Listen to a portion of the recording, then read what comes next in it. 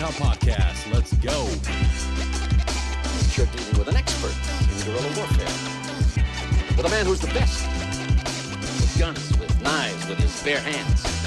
A man who's been trained to ignore pain, ignore weather, to live off the land. His job was to dispose of enemy personnel. To kill. Period. Win by attrition. Dude, I am no stranger. Everything that you just started sharing, it rings alarm bells because those are all things that I was diagnosed. And like, as soon as they give you a diagnosis, they want you to just be like, oh yeah, this is it. This is the rest of my life. But the truth is, insomnia and narcolepsy, you can't overcome them. It just takes a little bit of work. That's the whole message that I try to get behind, because like yourself, like all those diagnoses, like it can seem scary at first. It can seem like they're going to be forever, but with some discipline and the right tools, you can overcome them. Yeah. Seth, welcome. Thank you for being here today, man. I can't tell you how excited I am for this. Not because we're going to trauma bond, but because a lot of the same things that you champion and talk about are things that I dealt with as a child. And as you know, that's something men don't talk about. So Seth, thank you for being here, man. And for being willing to share your story. So, man, take it away. Tell us about your journey, my man. Yeah, man. So it's been a hell of a ride. I'm 29. I'll be 30 this year. And, I actually I wasn't going to kind of tell my story yet. I was going to wait till my book dropped, but I've got about maybe 6 more months before that's ready.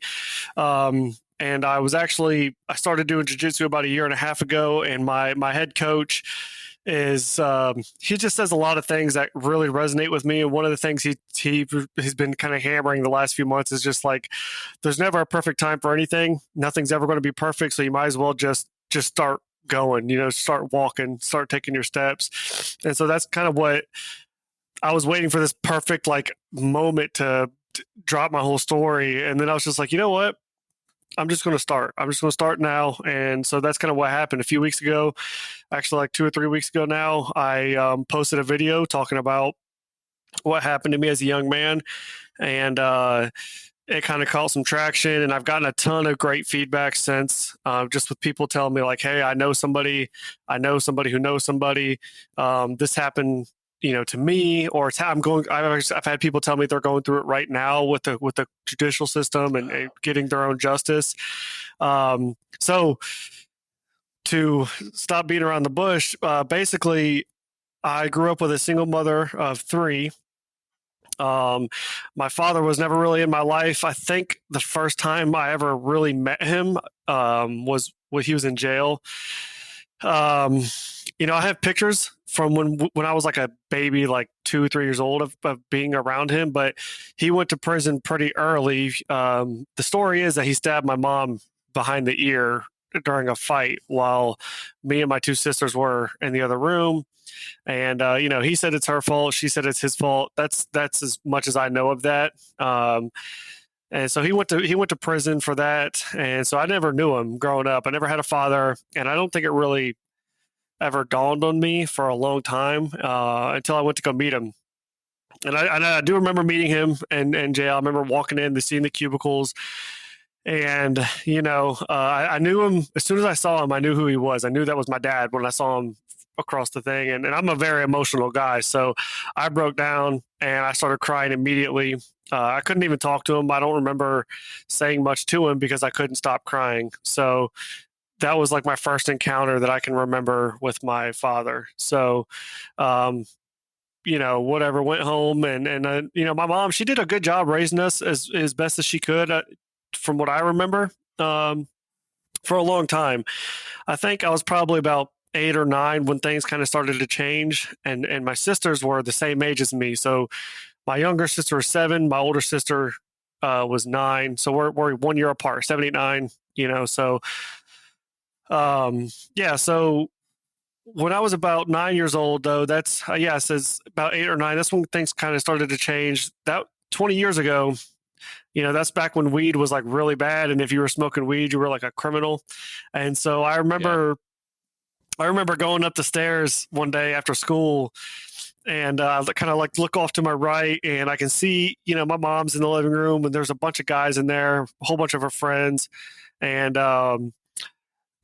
both my sisters are in there, and I don't know if my little sister was smoking at this time, but my older sister definitely was, and so she was probably 10, no older than 10 or 11, and she was sitting in a room with adults, smoking weed. At this point, we had been exposed to it so much that it was just normal for them to pass the blunt to this 11-year-old girl, right? And I remember going up the stairs that day, and I was like, you know what, man, like this will never be my life. Like, I will never. I will do better things than this. And I thought I'd be an Ohio State running back and all these other things that never happened. But yeah, I just knew that I would do better things with my life. And then, probably within 6 months of that situation, I would end up meeting this guy who I met through a friend, a very close friend of mine. And he was probably about 30 years old at the time. Guy's like 6'5", 6'6", 380 pounds, this massive guy. And I was over at my friend's house, and it was like a Friday afternoon, and we were off school, and I remember coming down the stairs, and I saw this guy at the front door, and I'm like, dang, like who's this guy? And he approached me and started talking to me about playing video games and things like that. And I was like, yeah, I play video games. I play, Madden and the NCAA and all this. And he's like, oh, you like football? Yeah. Buckeyes. Yep. Love the Buckeyes. I'm from Ohio. And so, we kind of bonded pretty quick. And the guy was like nice, very friendly. It's like, yeah, cool, man. And he offered to take me up to his house with my friend, my friend had already known him for probably a year or two at this point, if not longer. And we go up to his house, and I actually just went up there again last weekend or 2 weekends ago to go look at it again. I haven't seen it in 15 years, but I went up there, and I go to his house, and it's like this big studio apartment, right? So it's just one big room. There's no walls. It's just one big room. It's like a low ceiling, acoustical ceiling tiles, and it's a real dark room. Everything in there's like black, and just it looks like a dungeon. It looks like a cave, like a dungeon. The back left corner had this black sheet that kind of cornered off his room, and the right side had like 3 or 4 TVs, game systems, all the new game systems, which was like the Xbox 360 and Xbox One at the time. He had 2 or 3 computers in there, like desktops, video games, things like that. It was like, man, you walked in, it was just video games. Like everybody could play at the same time. It was awesome. And so that's what we did. We went up there, we played video games, we ate all the pizza, we drank all the pop, we drank the coffee, energy drinks. And when you're 10 years old, man, it's like, dude, like I can come up here, I can cuss, I can eat pizza and drink pop all night. Like this is awesome. So yeah, that's what we did. It's a fucking wonderland. Yeah. Dude, it really is, man. And it's crazy, man. It was crazy. So this guy's name is Armando Vasquez, and he's dead in prison now. This is all public record, so it's not anything that's going to get anybody in trouble. But he keeps inviting us up, and he invites me up every weekend, and I want to go as much as I can, because I'm like, dude, this is awesome. Like because at the same time, at home, I was dealing with my mom, who was starting to get it more into drugs. She was starting to get more physically abusive. So it's very hard for me to tell the story and use the gravity that is in the situation, because Monday through Friday I was dealing with my mom, who was getting more abusive, more drugs were coming in the house, different people, just strangers, things like that. And then Friday and Saturday I was hanging out with this guy. Well, one Sunday before he brings me back home, I was at some point, it became normal for me to sit on his lap. I don't even think I was 11 years old yet. And it became normal for me to sit on his lap. And, that was the first time he had ever like touched me per se. My friend had left to go get some tacos. My friend was a few years older than me, so he was already driving. He drove down the street to go get some tacos, and I was sitting on the guy's lap, and his hand, slips, off my hip and kind of touches my butt. And I was like, oh, he's like, oh, I'm sorry. I was like, hey, yeah, no worries. It'd be like if I bumped you in the hallway, you know, I'm like, oh, my bad, bro. And that's kind of like, that's how I treated it. I was like, yeah, no worries. So after that, he kind of puts his hand on my butt and he's like, oh, so this is okay. And I said, yeah, man. You know, I'm like, whatever. And I knew it was wrong. A lot of people ask me like, "Did you know?" And yeah, I knew it was wrong immediately. I knew something was wrong, and you know, unfortunately, when that happened, I just froze up, like a lot of people do. And so I froze up, and I kind of just accepted it for what it was, and you know, I still remember everything about the guy. You know, I remember what he smelled like. I remember what his hands feel like. He had these big, dry hands, dry knuckles, fingernails. I know what his rough hands feel like touching me, touching my, you know, going into my shorts. Over the next few months, he was, you know, every weekend, it was just, you know, it was like dating a girl, I guess. And every time you take her on a date, third date, fourth date, fifth date, you know, you start touching different bases. And that's kind of how it was. And yeah, after a while, you know, it was totally normal for me to sit on his lap and he would just slide his hand in my shorts and just kind of touch me and feel me. And I was just kind of going through it, man. And you know, I talk about that paralyzing feeling. That's kind of what it was like. And you know, when I first started going up to his house too, I noticed that my other friend would sleep in his bed with him back in the corner, and you couldn't see the bed; it was blocked off with like these black sheets. But it never dawned on me. I was just like, it's just like a buddy. It's just like you and your buddies when you're 10 years old. You might sleep in the same bed, or it might be 3 or 4 of you sleeping in a room. So you know, you might share a bed with a buddy. That's kind of what I thought about. But at this point, when he started touching me, I realized like, okay, this is something else, you know, because I started to sleep in the bed with him. And still at this point, I had no idea that it was happening to anybody else. I really didn't even like think that it could have happened to my friend because he was older than me. He was bigger, stronger, and he was like my hero. So like, I didn't have a father, but I imagine if you had a father in your life, your father's your hero. And like, there's nobody that can hurt him, or, you know, he's just the toughest man ever because it's your father. And, or like a bigger brother. And that's kind of what I looked at this guy like. I was like, yeah, this wouldn't have happened to him. He wouldn't let somebody touch him. So yeah, I started to sleep in the bed with him, and you know, things just got progressively worse. It went from touching to, you know, to where he was trying to put his fingers in me and things like that. You know, and then it starts to get pretty graphic where he starts to perform like oral sex on me. And during this time, I was going through puberty, right? I was like 11, 12 years old, start going through puberty. So he'd make these comments of like, oh, you're growing, or like your hair, you know, he just like, it's like, man, like this is just disgusting. You know, thinking about it now, I didn't realize it at the time, but thinking about it now, it's like, man, this guy is just like disgusting. And so he would make these comments, you know, about me growing and like body hair and things like that. And then when your body's aroused, there's nothing you can do about that. And that was a really hard thing to kind of understand. But when somebody touches you, I mean, it's just that's your body's natural reaction is to be aroused. Exactly. And you know, you know, so yeah. And I want to pause right there because a lot of people don't understand. These pedophiles are expert at grooming and manipulating kids. It is an absolute fucking nightmare. And at first, when it's brought in, like, you know, my situation, people ask, like, how could you have lived that for so long? And they don't understand that it is a constant manipulation, a constant grooming to normalize these things. You in your own body know that this is wrong. And when it's an adult male who's bigger than you, stronger than you, you know, there's no fight, there's no flee. The only thing you got is freeze. The only thing you have. And as a child, nothing's more fucking frightful.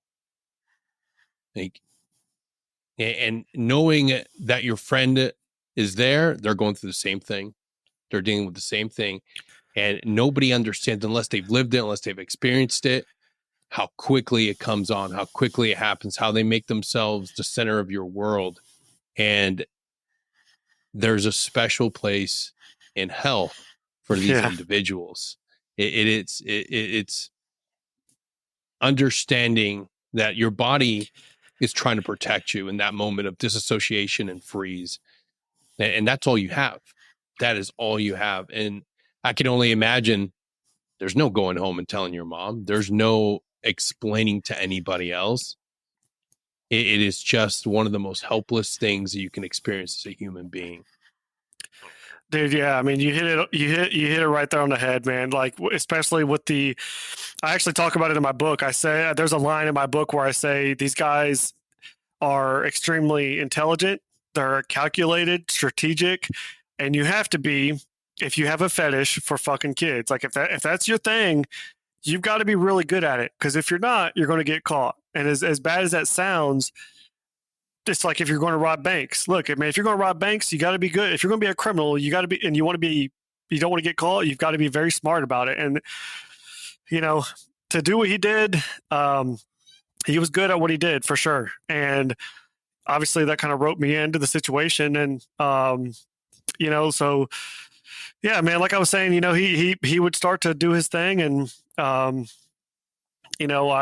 at probably 12 years old, 13 years old, I had experienced my first orgasm, right, with this man. And, he looked up at me and he's like, did you enjoy that? Right. And because I had an orgasm, he's like, he's proud of himself, which is just ridiculous, man.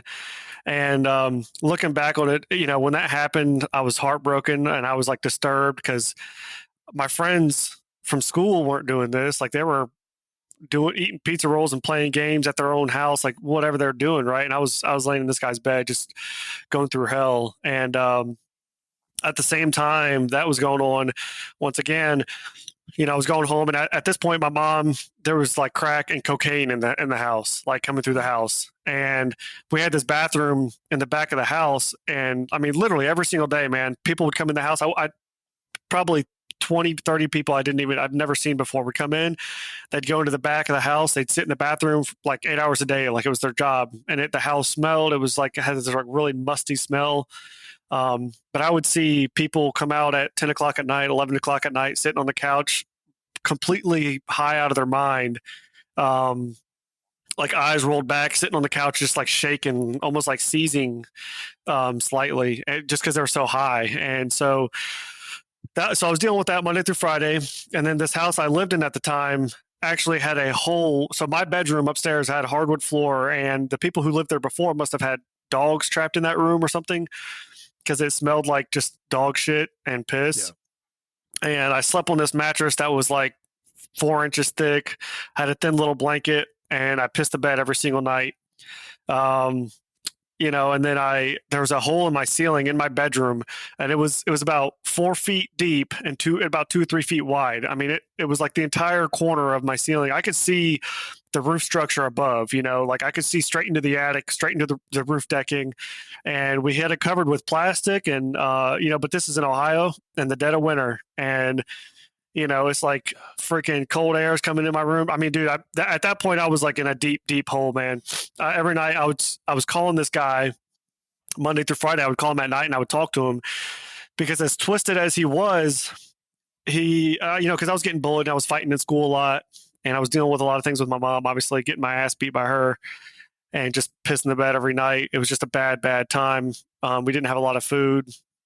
And so I would talk to this guy at night, and he would actually like coach me through life. And it's really jacked up, man, because he was the worst thing that ever happened. Yeah. He made himself the center of your universe. He had everything, access to all the fun stuff. And all you had to do was just be a victim for a little bit. That's right. Suffer and endure just for a little bit of comfort. Every day is a nightmare. But the one person, I remember the same thing with my predator, same fucking thing. No matter how bad it got, if that person offered you kindness by the grace of God, if they offered you some sort of reward for doing something good, holy shit, you lit Yeah, up man. as a kid. Yeah. You lit up. Yeah, dude. God, dude, it was so fucked up, man. And, looking back on it now, it's just like every time I talk about it, it's just like, holy shit, man.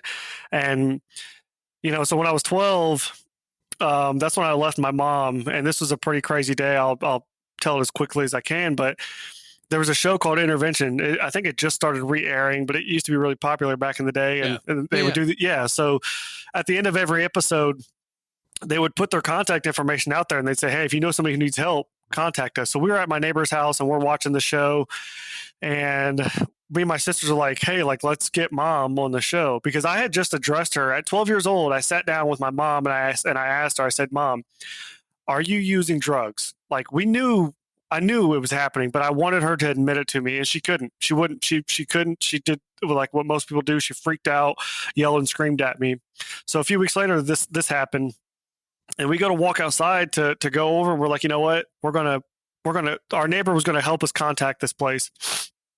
And we walk outside and there's a fire in the front yard. And, I think I remember, this is really hard to remember these things, that you black them all out. But, I think her boyfriend came out and he had like blood on his shirt, like he'd been stabbed or something like that. And so the cops pull up almost immediately. And this is like something you'd see in a movie. And they go in, they grab my mom, and they put her in the back of the cop car, like immediately. And I'm 12 years old, and I walk up to the police car, and I'm like, this is my mom, and we don't have anywhere to go. Like, if she leaves, like, what are we going to do? And the next thing I remember is the cop comes in, and I'm looking at my mom, and she's like, I'll get you back, or I'll be back, and we're kind of talking through the glass, and boom, she's gone. And I'm sitting here like, what the hell am I going to do? So I'm just hysterical, crying my eyes out. I just seen my mom get taken away from me. And despite all the bullshit that had happened, that's my mom, man. And there's just that's just a connection that you just can't get rid of. And so, they take her away, and the next 4 months of my life is pretty crazy, just kind of bouncing around at 12 years old, like living with random people in different places and, surviving. And all this time, nobody had any idea that anything was happening to me. I mean, I would show up to school with a smile. I was a class clown. I was a straight A student, and I was just this perfect kid. I would get in fights a lot, but other than that, I was a perfect student, and I was a happy kid. And, so about 4 months later, my grandparents take me in, and they finally get the chance to adopt me. And my sisters were already there, and, my sisters would end up going back to my mom's house. They didn't want to stay with my grandparents, and I stayed with my grandparents because I was like, well, they've got money. I've got a warm house, food on the table every day, and I'm not embarrassed to be around them, So I was like, yes, I'm staying. Like, you guys can adopt me. So they adopted me when I was 13. But when I got there, I said, hey, I want to go hang out with my friend on the weekend. And so, so he comes back into my life, right? Well, he never really left. So my grandma's like, no, like, who's this? No, you're not hanging out with this old man. Like, it's not happening. And so I was molested as well when I was about 5 or 6, and it happened like once or twice by one person who was babysitting us. And we told my grandparents about that, and that was so long ago, and so such a mild occasion that it's hard for me to remember those details, but I do remember briefly. And so my grandma knew, like, I had already been molested once, like, so you're automatically like just vulnerable to the situation. And so she's like, nope, not hanging out with this guy. Well, I said, he's not like that. He's my best friend, blah, blah, blah. I defended him as best I could. And so she goes, okay, well, let's meet him first. And so the freaking guy shows up, and it's like a first date, it's like he gets out the car, he walks up to the house, and it's like, yes, ma'am, yes, sir, to my grandma and grandpa, and he's making them laugh, and boom, now I'm back in the guy's bed. And, looking back on it, man, it's like, man, if they would have just stuck to, and I don't blame them for it, because the guy's good. But if they'd have just stuck to their guns, if somebody would have sat down and been like, no, I don't care how nice this guy is, you're not going to his damn house. And nobody they're really expert manipulators. Man, this shit is fucking crazy. This is some shit you see in a fucking movie. So, boom, I'm back in the guy's house, right? And my 13th birthday, he showed up. They did a surprise birthday party for me, right? So he shows up at my grandparents' house. surprise birthday party. And, I think even my dad was there when that happened. But my family was all there. Everybody's happy for me. This guy's there. But I would, even from the time I had first met this guy, I would go to his family outings. So like any family holidays, Christmas, Thanksgiving, freaking whatever family events you got, 4th of July, I would go and see his family. And this guy had a mom and like 3 sisters, and all of his sisters were married with children. And so he'd show up to Christmas with this fucking 12-year-old kid, and they're just like, okay, Mondo's got a friend who's 12, not weird. And so, like, I knew his whole fucking family, man. I mean, it is insane, dude. And so, I mean, there's not enough time today just to get into the details of like how jacked up this shit was. But we we're on this motherfucker. We're going, bro. These stories need to be shared because majority of Americans think that a predator is somebody that hides behind a computer and he's right. He's this gross dude. No, fuck no. It can be anybody. And that's a sick fucking truth. It can be the dude that you just works at the fucking in your office building. Yep. Like you have to be able to see these warning signs, man. Like, yeah, man. There is, and it's frustrating, man. It's frustrating because I look back and there were so many fucking warning signs.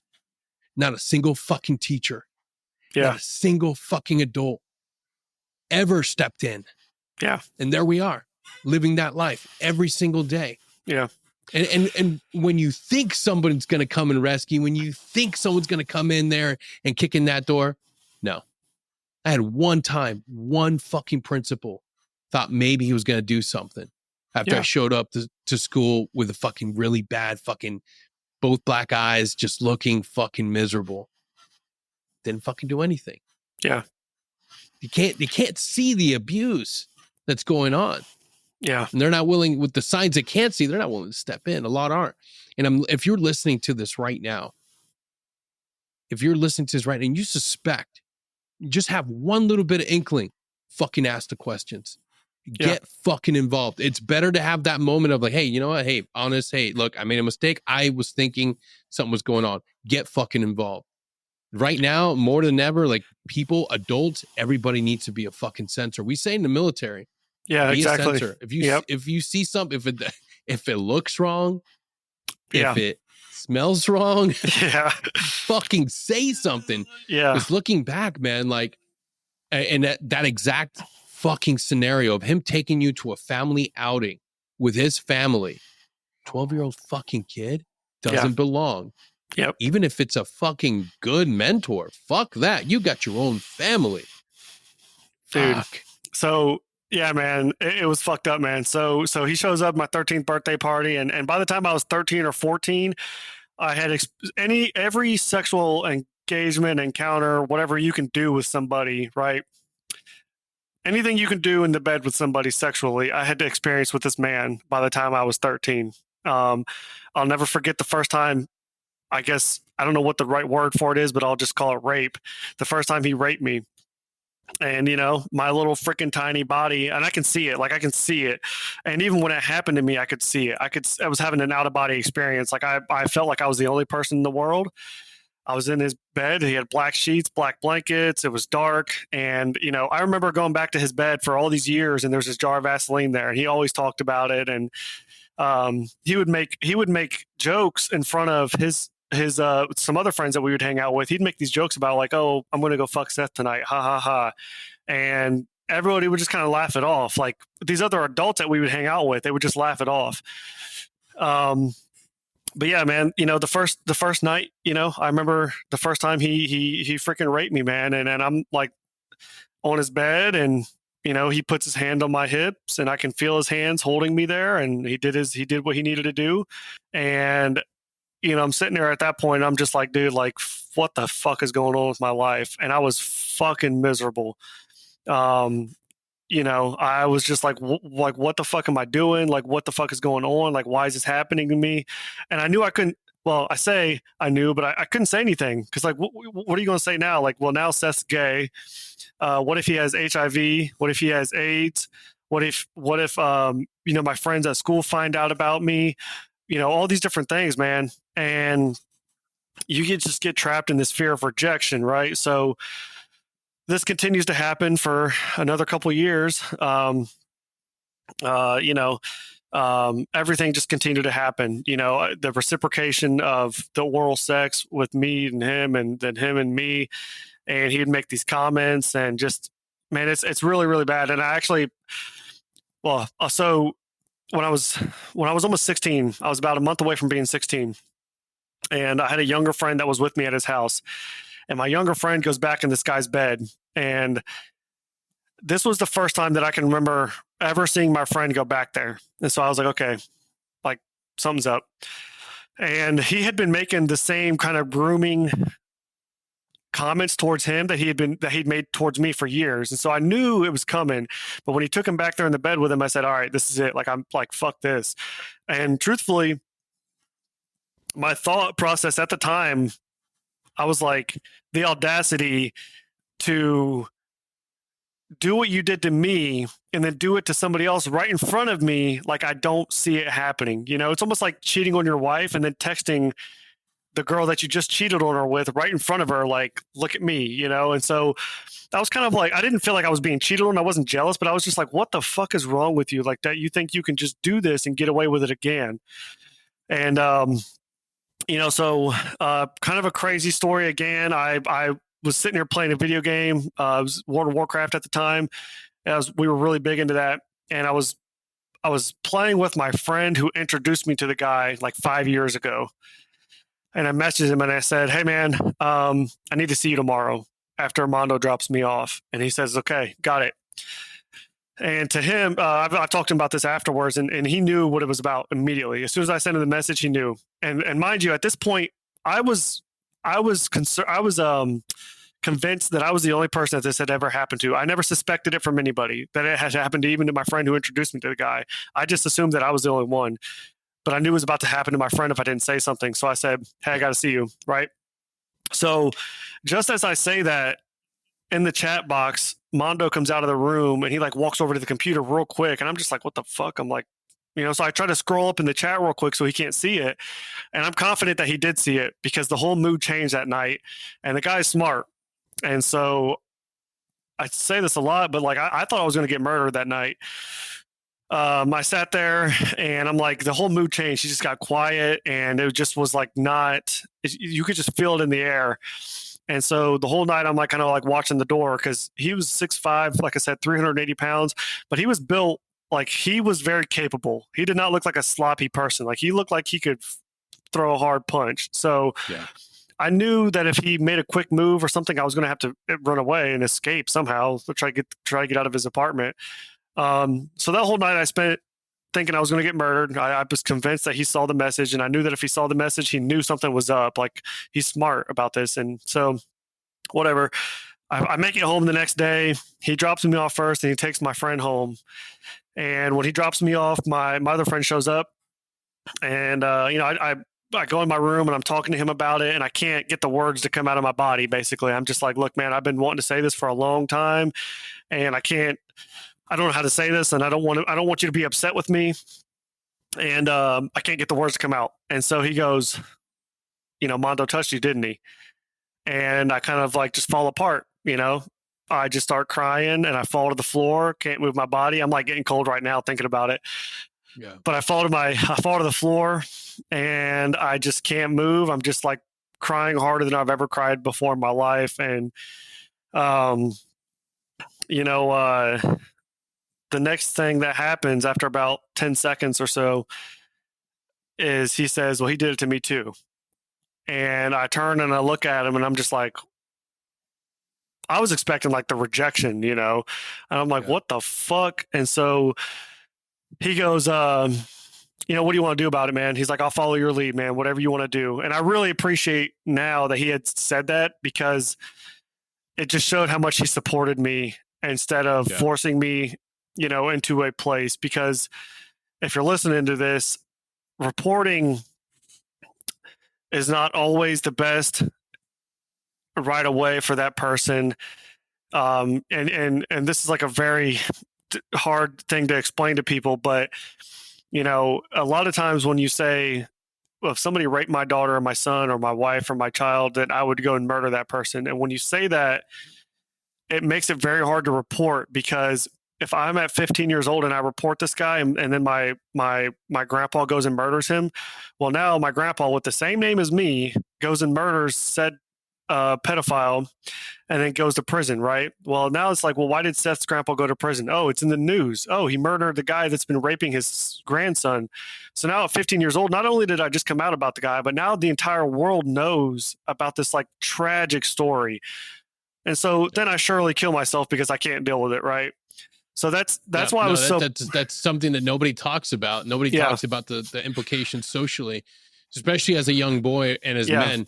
I didn't talk about any of my sexual abuse or any of the trauma I endured as a kid, purely because I'll be damned if someone's going to use that against me, make a mockery of my trauma, make a mockery of what I went through. It wasn't until I went to a treatment center and talked about that. It wasn't until I was actually somewhere where I felt like, okay, like I can be vulnerable in this situation and speak about the atrocities that I experienced as a kid. No one's going to talk about rape openly. And if they found out when you were a kid, like, these are fucked. You know, kids are fucking ruthless. Fucked. Kids are ruthless. Who's going to be, and you don't have a protector. Yep. You don't have somebody that's there for you to help navigate the way through this. Like surviving this type of trauma, it puts an emotional toll that you carry for the rest of your life until, if you're lucky enough, if you're blessed enough, you get help. You're able to talk with somebody that can explain to you why you're not a failure. You're not weak. You know, that there is such a thing as fight, flight, and freeze. You were a fucking child. You were a fucking child. It's not your fucking fault.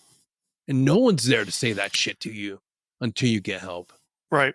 And you know, before I continue, if anybody is, or whoever is listening to this, and if you are a victim or you know somebody, I don't mean to say this in a scary way, but you've got to find somebody that you can confide in. You just need to find somebody who's level-headed and just talk to them. Even if you want to say, look, I don't want to report this, I just need to say this out loud. There are ways to do that. It's kind of like in the military, there's like with the sharp reports, you know, there's like there's like a public report and then there's like a private or something like that. So confidential or whatever. So I would just say, if there is something going on, it doesn't matter what it is in your life. It doesn't matter what it is. You have to find somebody that you can talk to that can just listen and not respond, you know. And if you are a person who does hear this from somebody, just listen and let them get out what they need to say, and let them kind of make the decisions of like, what do you want to do? Like, can I help you? Or do you need to find a resource? Like what's the plan from here? Did you just need to talk? That may be it. And if that is it, then you have to let that person who's going through it kind of handle that situation. So I say all that because my friend, he basically left it up to me, you know. Even though it happened to him too, he was just like, what do you want to do? You want to report him or do you want to keep it a secret? And I said, fuck this guy. Like, we got to fucking get his ass. And so what's crazy about this too is I was molested that weekend. He had touched me that weekend. So I knew I had his DNA on me. And so when I got home that Sunday and the Saturday night that I spent at his house, I knew I couldn't take a shower. Like, I knew I needed to have his DNA on my body. And so Sunday comes around, you know, and I'm walking around with his DNA all day. So we go out, we tell my grandparents, and my grandma was just absolutely like floored, right? Because they tried to stop this 3 years ago, almost 4 years ago. And they tried to stop it 10 years ago when I was like 5 or 6 when it first happened to me. You know, so my grandma was just like destroyed. And unfortunately, she passed away a few years ago. You know, I wish she could just be here to see what I'm doing now. That's really, you know, the extent of like, I don't know if regret's the right word, but I just wish that she could be here to see what I was doing now. But yeah, man, she was tore up and she stays at the house and then we go to the hospital. Kind of a long story, but I meet this officer who kind of coincidentally enough was married to one of my teachers from a few years prior. So this lady who was my teacher, she was my teacher while I was being sexually abused, right? Every single weekend of my life. And then I would end up meeting her husband, you know, 4 years later, and he would be the one who would handle my case. And so I just interviewed this guy too, and that interview was up on YouTube. I just interviewed him 13 years after the fact, and just to get his side of the story, because I never heard from him before, And so I sat down with him and I did his interview, and it's really cool to hear his side of how everything played out. But he went up and arrested the guy, and he was able to get him to admit to everything. And he wasn't under custody, so he wasn't under arrest. So for those who don't understand that, that's really, really cool, because the guy could have gotten up and walked out at any time. He could have gotten up and walked away. Yeah. And he was not under arrest. And they told him that, like, hey, you're not under arrest. If you want to leave, you can leave. We just want to talk to you about something that Seth said. And the guy apparently denies it at first and says, I'm not gay and I'm not any of this, and that's a lie. And then he finally admits to convincing me to give him oral sex. And a few other things kind of play out, and they end up arresting him, and pleads, then a month later or so, he pleads guilty. And the guy, this was back in 2011, so he gets 10 years in prison for pleading guilty. And what's crazy about this too is he had, at a minimum, 6 years of pleasure with, at a minimum, 2 young boys, probably closer to 8 to 10 years of pleasure with the other victims. I only know of one other victim, and this just gets even worse and worse. He lived in a small town called Bluffton, Ohio. Bluffton, Ohio has 4,000 people in it. His mom lived on Main Street, and his mom had a wraparound porch on 2 sides of the house, big Victorian style house. And every year on Halloween, he would have a haunted house at his mom's house around the front porch. And so every little kid in that little town would come through his haunted house, and he'd be at the end handing every little kid candy. And that was it's just dude, this is like some shit you see in a movie, man. Like, the guy who's running the famous haunted house is freaking raping little boys, and me and one other kid's the only victims that we know of. And so he gets 10 years in prison, and he'd be out today. He requested parole in 2019. He was denied. And he would be out free today. He was denied parole in 2019, and then he died shortly after that in jail. I'm trying to get more details on all that. I don't know if they'll let me know. But I got a call when I was in Afghanistan, when I was in the 82nd still, and I just got a call, and there, my wife let me know, like, hey, so and so died. And at this point, I was just kind of like, yeah, whatever. Like, I don't give a fuck. Like, good for him. Yeah. But yeah, he died in prison. So thankfully he didn't get out and get to walk this world and be a free man, and all I can hope is that he had a bad time in prison. But nowadays there's so many freaking pedophiles, they get their own damn wing. So yeah, it's a hard thing to understand, like trusting in God's plan. It is hard. It is absolutely one of the hardest things I had to understand and come to terms with. Like, hey, there's no justice on earth that I could ever impart on this individual that would be as complete and as perfect as God's justice. And in the end, it's true. My predator's dead, and he died and lived a horrible fucking existence. And I didn't know it. I spent a lot of time and a lot of energy hoping and praying just the most horrible things would happen. And it got me nowhere closer to feeling free of it. Right. It wasn't until I got help and went through this healing journey where I realized, like, fuck this, like, whatever he's going through, why am I going to give over more energy and more of my mind hoping and praying that something happened? No, fuck that. God's got something for him. Yep. And man, I'm telling you, the justice that God imparted on that individual was perfectly executed. What he went through with his last remaining years in life after the nightmare that he put us through was perfect. And then I understood, like, that fine when it sucks when they say forgive, because the last thing I want to do, or any survivor wants to do, is fucking forgive.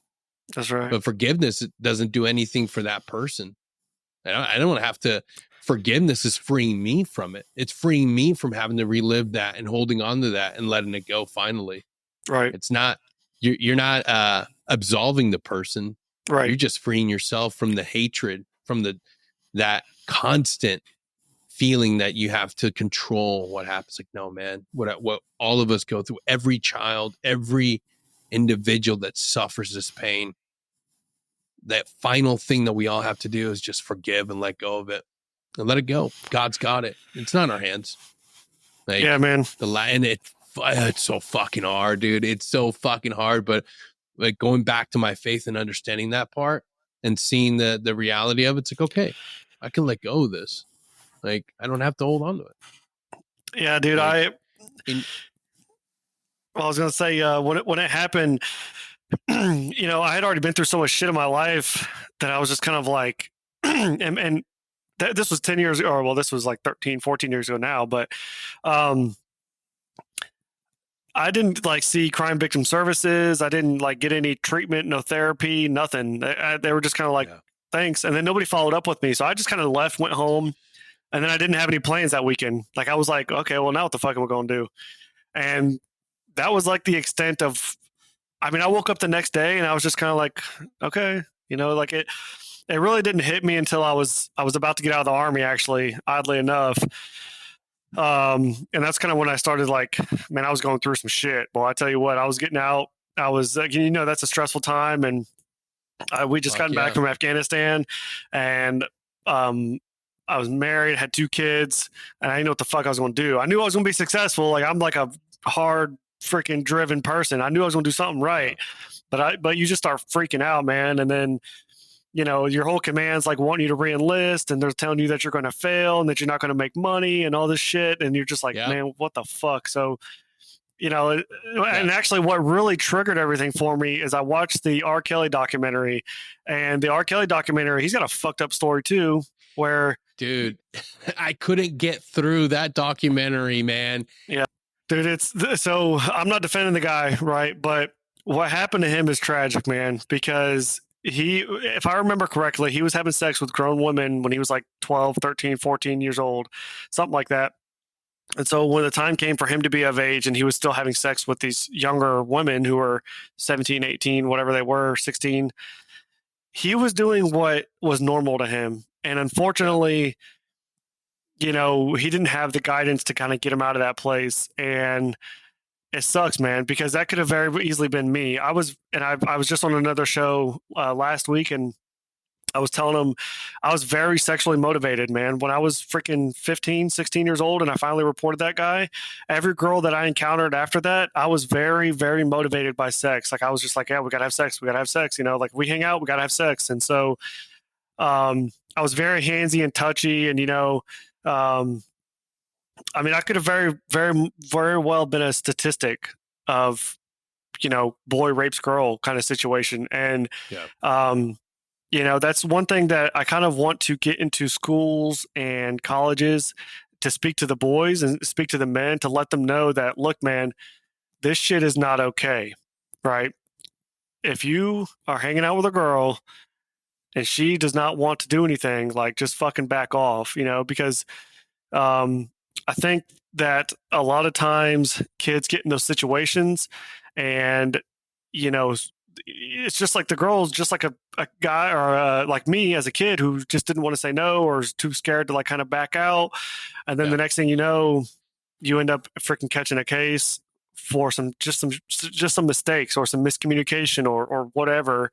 You know, so I kind of do want to talk to some schools and kind of talk to the guys and be like, look, man, you know, just, you need to understand how to be a gentleman, right? And just kind of back off. And I wish I would have had that. Like, I never had a father.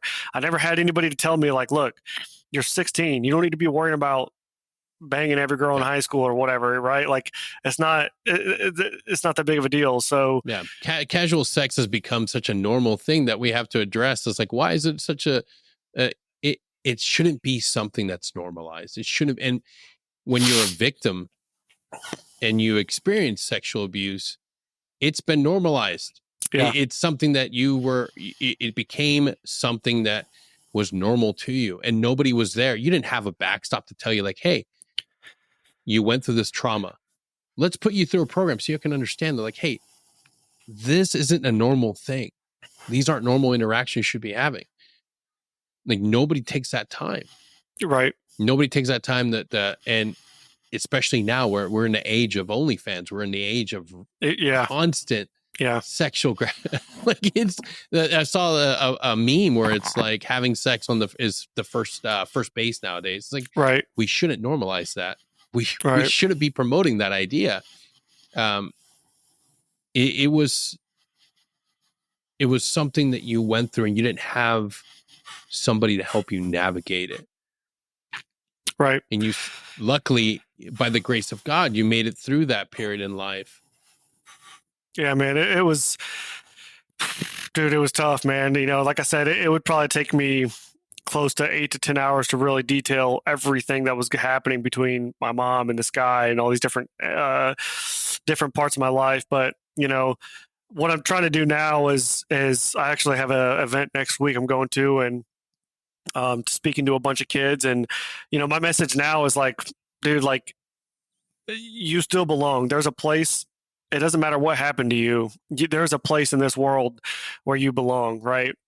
Absolutely. I felt probably the most welcome when I was in the Army because you're just around a bunch of shitbags and, you know, you're just freaking bunch of knuckleheads, you know, and you just. And the thing is, like, and I'm, you know, I hold my associate's degree in infantryman warfare. If I'm a member of the 82nd, shout out to the 2nd of the 504.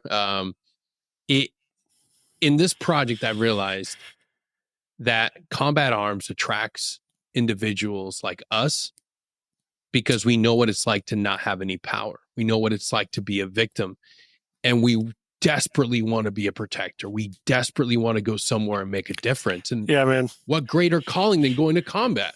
Yeah. And what greater calling than being part of, you know, the greatest profession on earth, combat arms.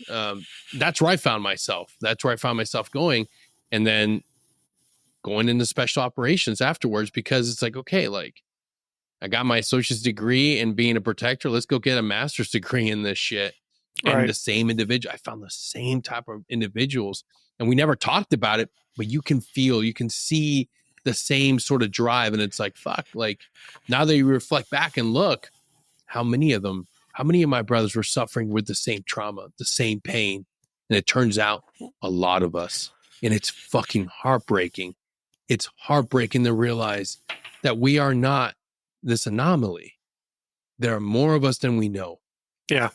And some of us are still suffering silently.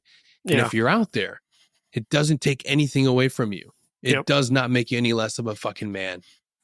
Like, it's not your fault that you went through this. You had no control over it. Like, you deserve to be free of this. Get help. Be willing to talk to somebody. And when you're able to, when you finally find what works for you in your mental health journey, be willing to advocate for others. Be willing to stand up, because that's what brings awareness to this. That's what brings more light to this. And that's what combats the fucking idiots right now on social media, on TED Talks, on Capitol Hill, championing the cause to make fucking pedophiles a gender ideology. They're not. Yeah. They're criminals to the highest degree, and they should all be fucking executed. Sorry. I'll put a warning indicator in the podcast description. I'm sorry. The most vulnerable people deserve the most protection, and that's our children. Yeah, and man. I'm sorry. The children don't belong to a community. Children don't belong to a fucking greater part of our society. They belong to fucking parents. Parents hold, unless the parents are predators, then you have all the rights to take care of them however you see fit. In my idea, we should be able to take care of them with a 25-cent 22 round. Again, a warning for violence.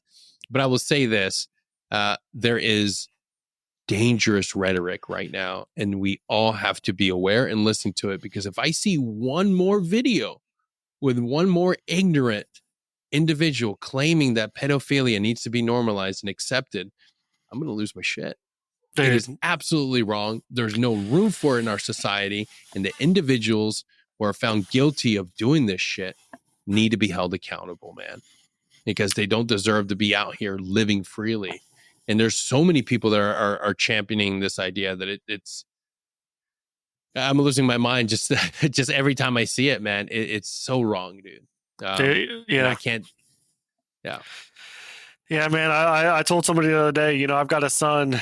I've got a 5-year-old daughter and a 3-year-old son. And my son is, he's a beautiful little blue eye, blonde hair boy, right? I mean, if I put him on the internet today, he would sell for $100,000, and they would ship him all around the world and do to a 3-year-old child, to a little boy who just wants to freaking play with his cars. They would hook him on drugs and do just horrendous Horrible, things to nightmarish him, things. right? And it's happening. I mean, it's happening right now. It's 6:52 in Atlanta. It's happening right now, probably within 10 miles of my house. It's happening all over the world, man. And for people to like freaking just, you know, yeah, it's happening. And there needs, I don't know, we're never going to stop it, I don't think. But what I want to be able to do is to show people that they still freaking belong, man. Like I show up to a corporate America kind of job, working in an office with a bunch of people who probably grew up with mom and dad and have everything they want. They've never had a bad day or a flat tire or a spilled coffee in their life. And so they just don't understand how tough life can be. But for the people who do, I want them to know that you freaking belong, man. And I have won. So I've jumped out of planes. I've served in the 82nd Airborne. I freaking went to Afghanistan. I've been all over the world, Africa, Europe, freaking the Dominican Republic. I got out of the Army. I made a lot of money. I went to Las Vegas. I won a national construction awards. I was the #1 construction manager at a company, right? One of the biggest construction companies in America.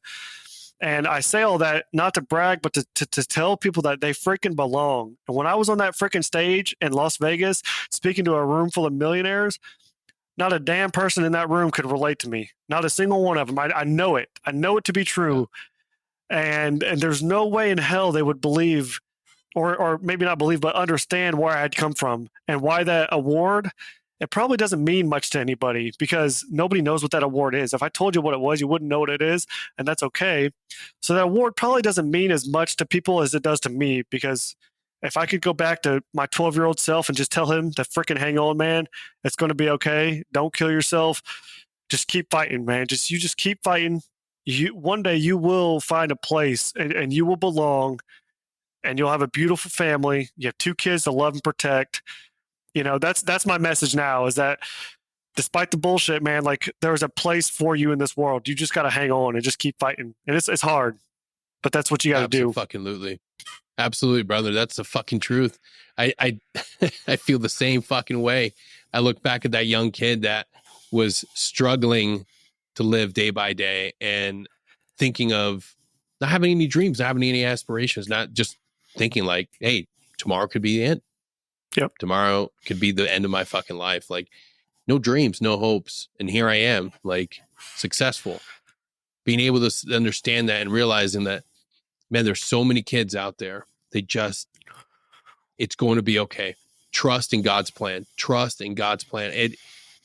I didn't want to believe it, but I look back now and it's like all those years, all that pain, all that trauma, all of that. There was a plan for it. I didn't understand it. I couldn't see it and I couldn't control it, but that's okay because I made it through it. I made it through that. And I know that I'm making a difference. I know that people like us being able to give a voice and a face to what it looks like, it changes the fucking game, because everybody sees that face of a young girl. Everybody sees the face of maybe a child from a different country. Yep. But when the face is a bearded guy that serves in the military, that lets everybody fucking know that it can happen to any single individual, and that we all need to be aware of it. We all need to be able to be sensors around our community and understand that children deserve protection. Seth, I can't thank you enough for being here, man, for being vulnerable enough and sharing your story. Dude, I cannot wait for your book. I can't wait to sit down and have more talks, because like this is how we bring change. This is how we're able to empower others. And there's so many of us out there, and we just need to be able to meet and bring everybody along on this journey of success, because for every one of us, there's 5 or 6 who are still in pain and still struggling. And we have to be that beacon of hope, man. Yeah. So thank you for what you're doing. Do you have a website or anything we can plug? I don't have a website yet. The only thing is just right now I'm just working off an Instagram. As things come out, as things progress with the book, I'll have a website built and I'll have things specifically tailored for my book. But my Instagram right now is just it's at Go Beyond the Shadows. Potential title for my book is Strength Beyond the Shadows. So that's kind of where that comes from. And if you follow me on Instagram, you'll see me kind of talk about these things and talk about what I'm doing and trying to save the world, man, one person at a time. Oh yeah, brother. That's what we're here for. Again, thank you for being here, man. For the listeners out there, I hope that you're able to listen through and forgive me for my violent rhetoric, but that's how I feel. And if you don't like it, don't tune in anymore. But yeah, there's no hope to compromise when it comes to our kids. So thank you so much, Seth, and we'll see you all next time. Take care.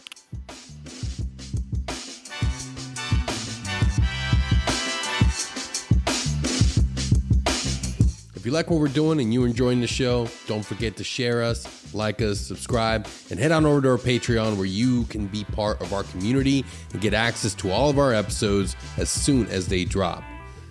And remember, we get through this together. Take care.